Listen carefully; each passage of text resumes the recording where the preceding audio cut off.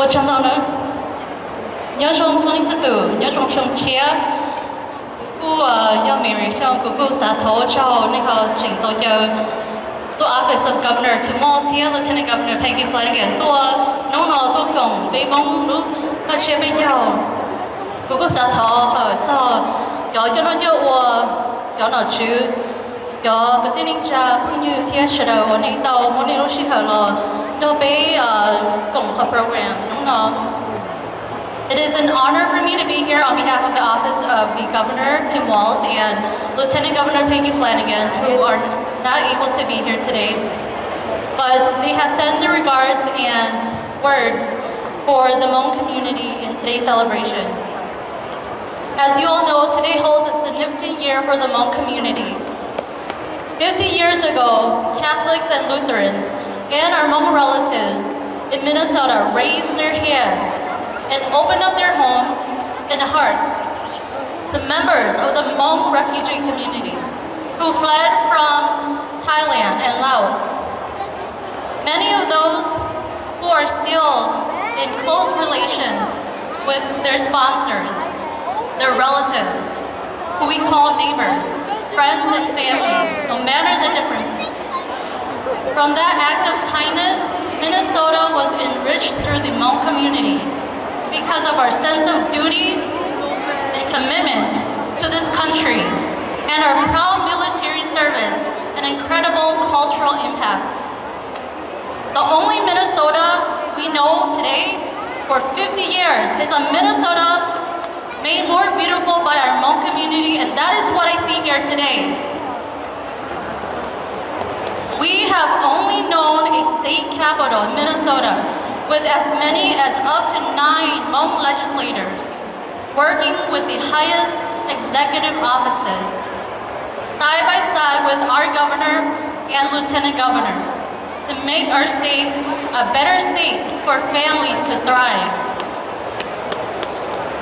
Yo chỉ mua bé hai nên Hmong nhớ đến Minnesota nó, nó là nó ý chí trong nhà lý đặc sự nó. Tôi sẽ thấu cho đầu tan cho advocates. Dearly United Hmong family. Thiết tận cho nó cho nó chứ. Tận cho tận đi lúc xóa được tận capital.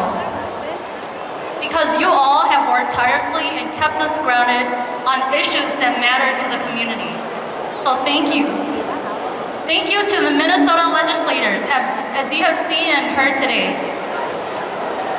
Many of them who cannot make it, but those who have made it, have made great strides to successfully lead the efforts to get important investments to Hmong local organizations for development and programming and heritage preservation in all areas of life.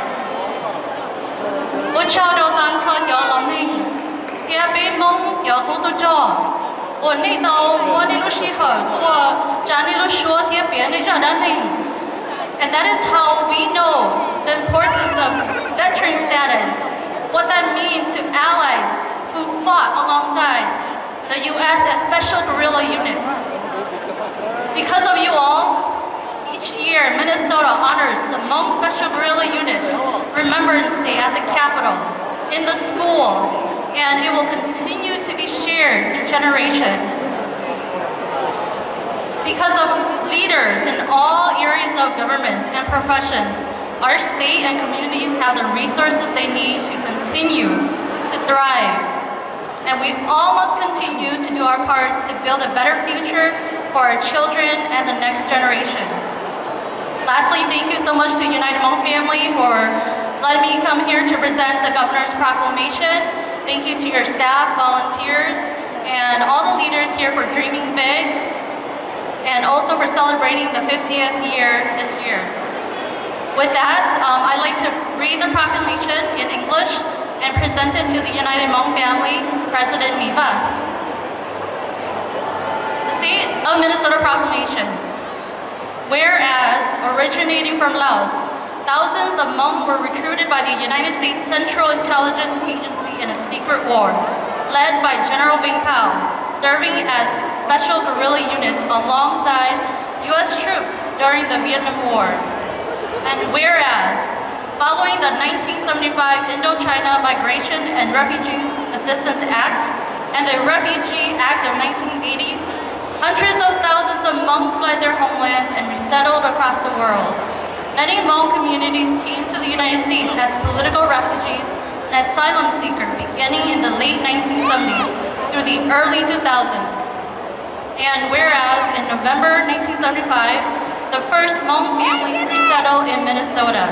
Today, Minnesota is home to the largest concentration of Hmong people in the United States, with Hmong representing the largest ethnic group in the state.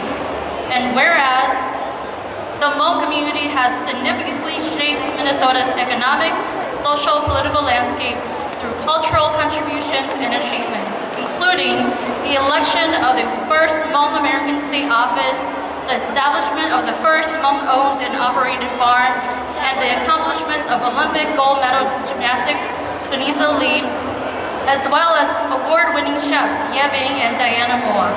And whereas the Minnesota Hmong New Year celebration is one of the largest cultural events in the country, drawing thousands to celebrate, support local businesses, and honor ancestral blessings. This year, the celebration will take place this weekend, November 29 through 30, and continues to enrich Minnesota's cultural fabric. And whereas Minnesota remains committed to collaborating with community leaders and organizations to elevate and honor the Hmong experience, including the diverse identities of the Hmong clan, such as Chang, Ching, Chu. If I say your last name, give me a shout. Chang, Ching, Fu, Chang, Hang, Hug, Ha, Gong, Gu, Li, Lo, Mua, Pa, Hong, Ba, Fu, Xiong, and Ya. Whereas, as we celebrate Hmong people, history, culture, values, and traditions, all people in Minnesota are invited to join in recognizing the enduring impact of the Hmong community in our state. Now, therefore, Tim Walz, Governor of Minnesota, do hereby proclaim November 29th through December 29th, 2025 as Hmong Heritage Month in the state of Minnesota. Watch out, thank you.